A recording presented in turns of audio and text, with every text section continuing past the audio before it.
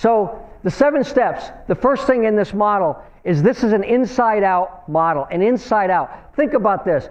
If I wasn't willing to change my grip, Ross could tell me that I needed to rotate my grip all I wanted. If I wasn't willing to change, would I change? Nope. How many people have you seen in sports and at work? You give them something, you tell them some really good advice, a good idea, a good thought, a better way of doing something. They go, thank you very much. I'm comfortable doing it my way. Have you ever heard that? Have you ever heard yourself saying it? Yeah, we've all done it, right?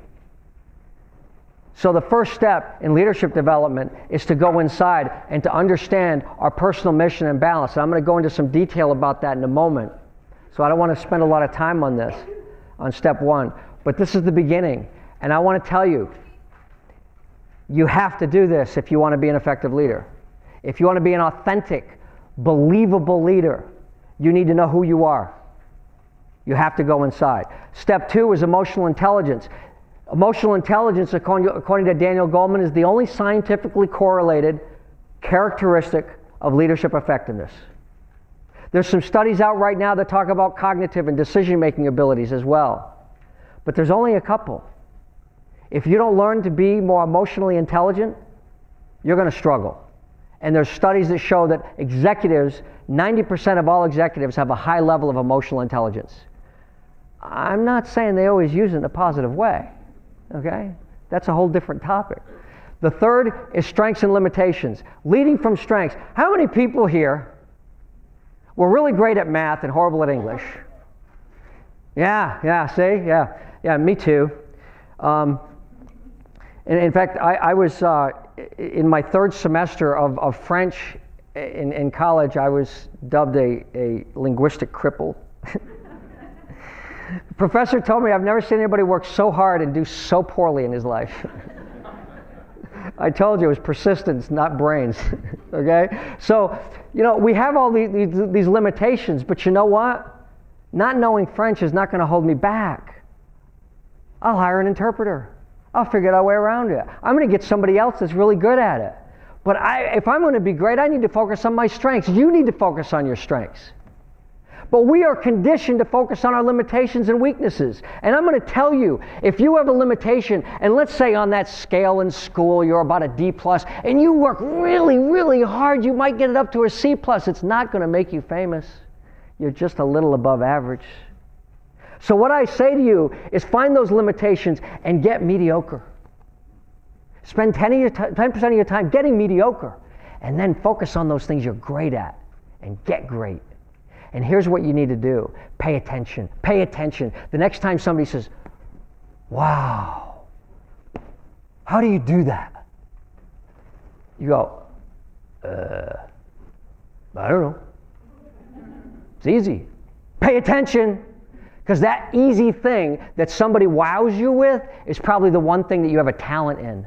Pay attention. And the reason we discount it is because it's easy. We think, well, it's easy. Can't everybody do that? No, everybody can't do that. Pay attention. Focus on your strengths. The 4th step is organizing. And organizing connects self and team. Getting organized with your team, with your organization, and understanding the goals and roles and priorities of yourself and your team. You look at the organization's mission, values, and strategy, and you align those mission, values, and strategy to the team's goals and activities in order to be able to succeed.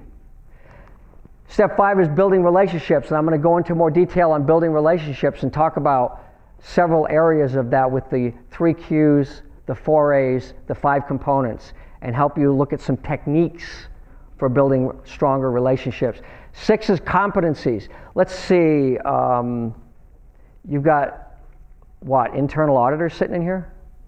Do you need to know anything about accounting? Do you? Yes. Come on. Hold on a second. Do you need to know anything about accounting? Okay. I'm just guessing. Okay. Do you need to be good with math? Be a good idea, wouldn't it? Okay. You need to know how to read. Okay. I'm really lowering the bar here. Help me out. Okay? Because there's 3 people up here going, oh, yeah. Come on. Math, accounting, reading, okay? These are competencies. Skills that you learn. Skills that you sometimes learn in school, skills that you learn in your profession, and continuing to build those skills. Well, those are technical skills. What we teach are leadership and management skills. And all the things that you put up there. How do you inspire and motivate people? How do you communicate with people? How do you connect with people? That's leadership. And those are skills that can be learned. Those are competencies. And every single organization has some fundamental competencies that they need to implement throughout their organization. And the last thing is executing. The last time I checked, we need to be able to get things done. And that's what executing is about. So here's the 7 steps of intentional leadership.